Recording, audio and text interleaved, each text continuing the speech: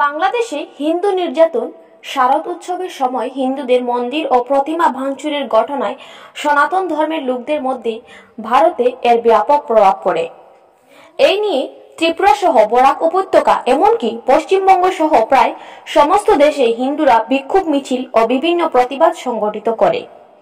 আজ রবিবার একইভাবে আসাম ত্রিপুরা সীমান্তের অসমে কাঁঠালতলী এলাকায় আন্তঃরাষ্ট্রীয় হিন্দু সেনা ও বিভিন্ন হিন্দু সংগঠনের উদ্যোগে বিরাট বিক্ষোভ মিছিল বের করা হয়। উক্ত বিক্ষোভ মিছিলটি কাছারিগাঁও কালীবাড়ি থেকে বের হয়ে দীর্ঘ 5 কিলোমিটার অতিক্রম করে অসম ত্রিপুরা সীমান্তের কাঁঠালতলী বাজার এলাকা পরিক্রম করে বাংলাদেশের প্রধানমন্ত্রী শেখ হাসিনা পুষ্পস্তলিকা দাহ করে পুনরায় কালীবাড়ি এলাকায় ফিরে যায়।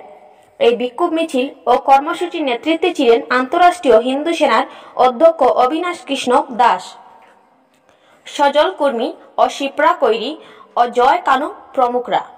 অপরদিকে এই ঘটনার তীব্র নিন্দা জানিয়ে বিভিন্ন সংগঠনের লোকেরা জয় শ্রীরাম স্লোগান দিতে থাকে। এদিকে বিক্ষোভ মিছিলকে কেন্দ্র করে পুলিশ প্রশাসন ও সিআরপিএফ জওয়ানদের কঠোর নিরাপত্তা ছিল এলাকায়। কদমতলা থেকে বানুছন্দের প্রতিবেদন, নিউজ পিবিএন।